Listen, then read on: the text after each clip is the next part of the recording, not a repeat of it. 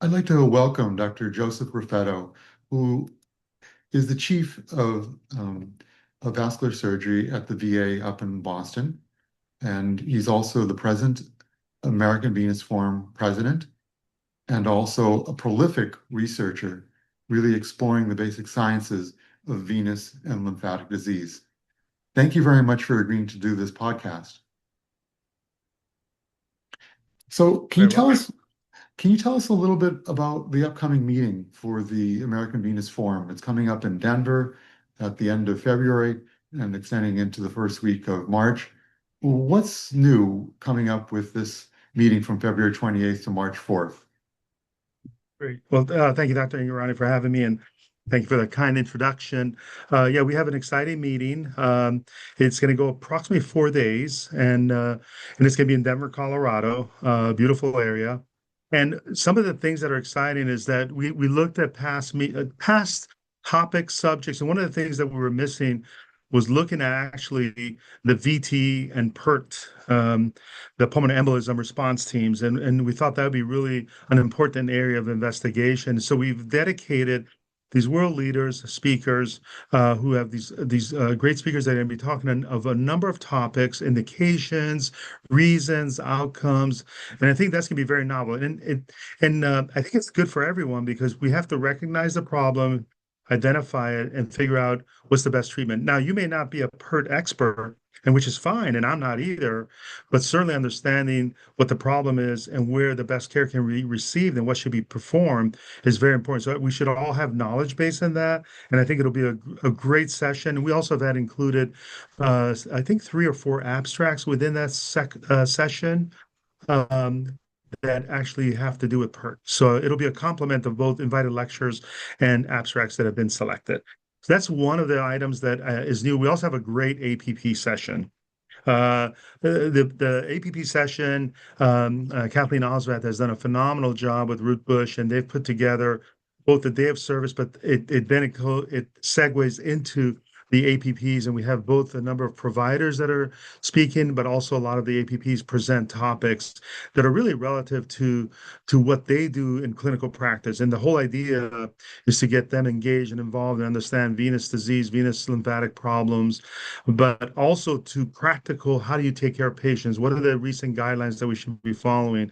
And so those are items that we've included so that it gives them a better education, but also the platform includes them so that they can participate in the entire meeting. They can participate both in abstracts if they want. They can participate both in the poster session, and of course, they can stay the entire meeting. There's a number. Well, we have a lot of different countries. We have an international session. We have the Sumner session. We also have the Villavicencio session. These are sessions that have we've had in the past, and it's going to be wonderful. It's going to be a really great experience, and hopefully we get a lot of people coming from all over the world. Everybody's welcome, obviously, to this meeting. So, your theme this year is solutions through science. One of the great assets of the American Venus Forum is the science. I've been going to these meetings since 1997, and the science of this particular meeting is there's no equivalent across any of the other meetings, quite frankly. Your focus for your entire career has been based upon science. Can you Yeah, describe a little bit about how you came to this particular theme sure. and how that reflects upon the meeting? Because you're clearly one of the world's leading experts in this. Well, thank you so much. I appreciate that. And I first want to give credit to our research committee. They've done a phenomenal job. Mizaki and Julianne, they have really put a lot of effort with their members that are helping in the committee to put on an entire program and really have very competitive selected both basic clinical science papers for the meeting. So my story basically began when I was a fellow in terms of like when I was a fellow in the days of the 2-year fellowship, we had to do 1 year of basic science lab. That was pretty much a routine. And so I was very fortunate to be with Dr. Manzoyan. And I worked in actually a dermatology laboratory. It was actually the building there of Dr. Gilchrist at Boston University. And we had a great partnership with the dermatologists because they have a strong interest also in skin changes, skin diseases, as well as venous leg ulcers. So I was really introduced to the basic science at that time. Obviously, I had some background from my undergraduate graduate work that I had done, but this was really looking at patient problems and then understanding some of the science behind it. From that flourished a lot of papers, and we worked on usually with we're looking at senescence, which is obviously where you start lowering the replicative potential of cells, but they're still viable. And we found out that venous leg ulcers really have especially the fibroblasts and keratinocytes have a senescent phenotype. And so that's part of the non-healing, but it's very complex. But beyond that, what I then did was stay there for 4 years. And the first few years, I had protected time in the laboratory. I had other fellows that came and joined. We continued research projects. And from there, once I moved to the VA, I was really fortunate to be introduced to Professor Khalil. And he's a basic scientist, physiologist, also a pediatrician by training, but he's mostly a scientific scientist. And I was very fortunate to meet him here at the VA. Then he transferred to Harvard, and I was able to join him there. And I worked with him since 2005 until the pandemic started in 2020. So we had a very productive years, and we still collaborate on a number of projects. But really, that's where I started learning more about the endothelial function, metalloproteases, how do veins dilate, what are some of the aspects and how metalloproteases interact. We looked at some pharmacologic agents that are venoactive drugs to see what mechanisms and how those work, because that's an important area of investigation. And really, a lot of this was mostly in inferior vena cava of a murine model. And we did also some human experiments from the Zaphanous vein. We would actually get specimens. So that was really exciting that we learned a lot from those experiences and experiments. I've collaborated with the European folks in Europe, in the Italian groups. So a lot of collaboration. I think collaboration is a key factor with much of what we do in science. It's a siloed science is okay, but really when you start collaborating, you can open up other channels, doors, avenues, and really you share a lot of your knowledge with the world, which I think is really critical to not only inform yourself, inform others, and then gain new insight on other problems that need to be resolved. So that's a long story about where and how I develop my science. I still enjoy it. I still do a little bit. Um, but I have a lot of administrative things that I still have to accomplish these days. But certainly science is near and dear to my heart. I've collaborated with Sergio Genesini, also in Ferdinando Manello, and they've been great, wonderful individuals to Italy. And I don't know if you saw that one paper that we actually investigated the first endoglycocalyx of the lymphatic system. That was a really novel event to do that with a number of other researchers. And it was just fantastic to do that. So I still enjoy science, and I hope that AVF will just continue to promote that. And we do have some scholarships, obviously, that are directed towards both basic, translational, and clinical sciences. So I think focusing on science and the science of venous and lymphatic disease is badly needed. And I think it's something that's been ignored for a long time. The American Venous Forum has the largest grant for supporting this with the Jobst Award for basic science and whatnot. So I think there's a lot of really great potential. But having science not only for basic science, but for the clinical sciences is equally important with the VQI studies, with the international collaboration, as you mentioned, and also extending not only for attendings, but APPs, for RVTs, for interdisciplinary. Um, uh, as you said, breaking down silos is really, really important. And that's how we're going to make make the path forward. So Mhm. thank you so much for really focusing on the science for this particular meeting. I think it's always been one of the great assets for this meeting, and I think it's going to be a really exciting meeting in Denver. Having said that, if I people want are not to, already oh, can I involved, add something? yes, of course. Oh, I was gonna, I shouldn't forget. We have, and we still have a collaboration, but we work with the folks at Imperial College with Alan Davies and his group and Sarah Nida, and we've actually had a number of their fellows that are doing their doctorates in different scientific. And as you know, they do a lot of the metabolomics, which is the metabolism and the byproducts, and looking at those structures and pathways that are abnormal, especially in venous leg ulcers. And we've actually had a wonderful collaboration with them. And also we looked at some of the tissues of stretching tissues, and then they looked at the metabolism of those tissues and how it relates to both the pathways. And we worked out some nice mechanisms with Chung Lim, with Mustafa, and obviously with Sarah Nida. So I think that is like you mentioned, the collaboration and scientific sort of integration between countries, I think is absolutely critical. Both the United States, but also abroad. I think that's really where you start, opening these new relationships that are so critical to the scientific community that the American Venous Forum, it's no longer just the American Venous Forum, it's really international forum. It's really an international Venous Forum. And I really gotta give credit to Rashad Bashar and his international committee with Tomas Urbanek, and they've done a phenomenal job really promoting the American Venous Forum across many different countries, many different venues, and I think it's a really a way to connect the world. But go ahead. I'm sorry. I cut you off there because I didn't want to add that thought in my mind, and I had to say something. It's an important direction to be heading in, and I love that paper with the glycocalyx, with Thank the you. lymphatics, and the paper with the metabolic profiling is really really interesting, and it does help further the field. So thank you very much for all the work that you've been doing. Also, so if Welcome. people are not involved with the American Venus Forum, how can they get involved, and what special discounts can there be for someone who might be interested in becoming a member? Yeah, so there's obviously opportunities on a number of committees.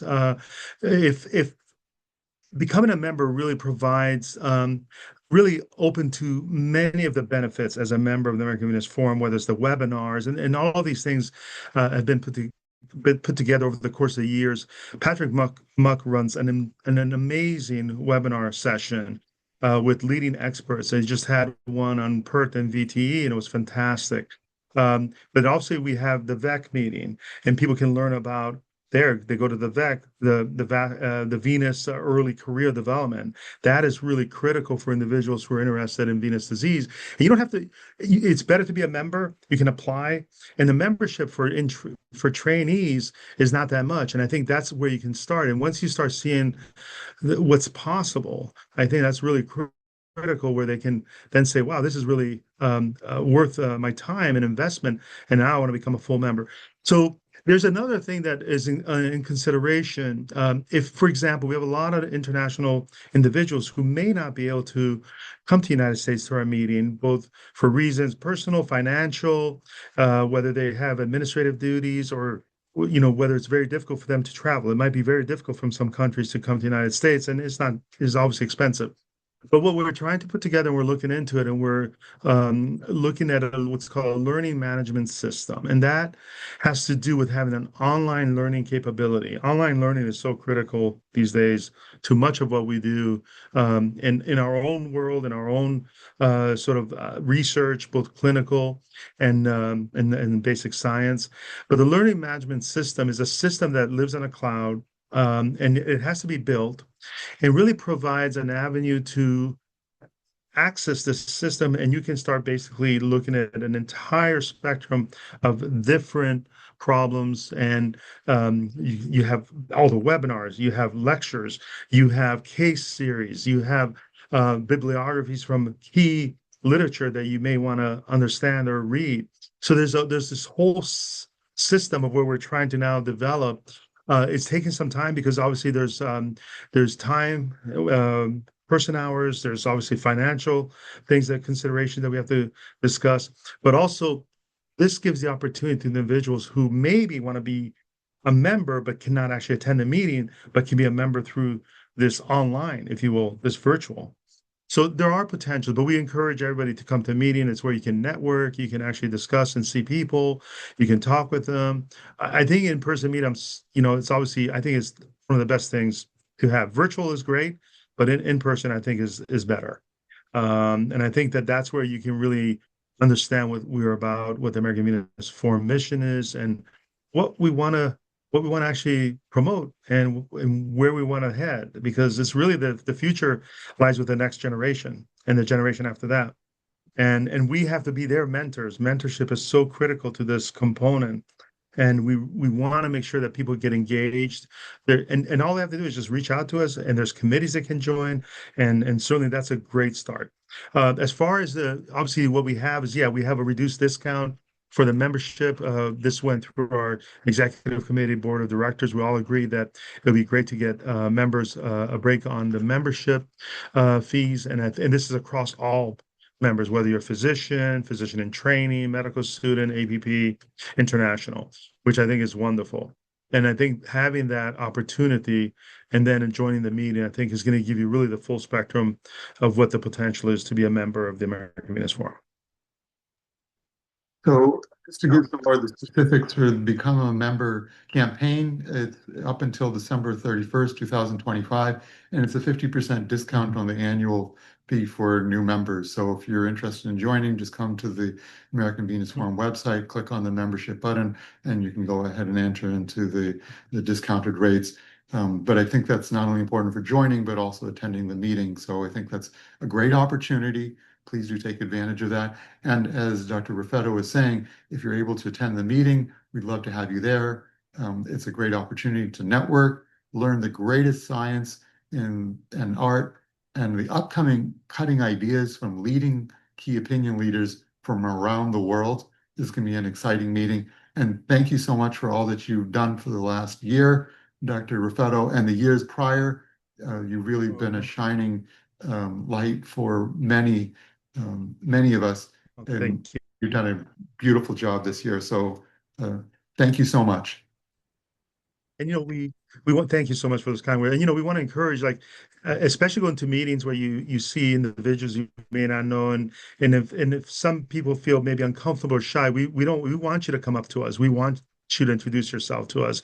We want you to be engaged and ask questions. I think it's really important for that. I was going to just add a couple other things that we have some great breakfast sessions and great lunch sessions sponsored by phenomenal industry companies. And I think these are wonderful opportunities to actually see another side of what can be offered at the American Venus Forum, in terms of, like, and these are all key leaders in their respective fields that are providing this information. And it really gives you, they're case based, and they provide great cases and show you what they're doing. But there's a learning opportunity for everyone. And also there's going to be wound care. That's another area that's really important, is wound care. And because we deal with this every single day. So very important in our field, especially with the venous lymphatic. And of course, lymphedema, absolutely critical. That lymphedema, I just want to leave people with this, that lymphedema is inflammation. And inflammation can lead to, obviously, all of the consequences, such as cellulitis, skin changes, ulceration. There's data for this. And once you start getting those skin changes, the risk of venous leg ulcers is dramatic. And obviously, it costs more. Obviously, the healthcare system budget is only so much, but then eventually you start including patients that have more complications from venous disease and ulcerations as well as lymphedema, and it drives that even further.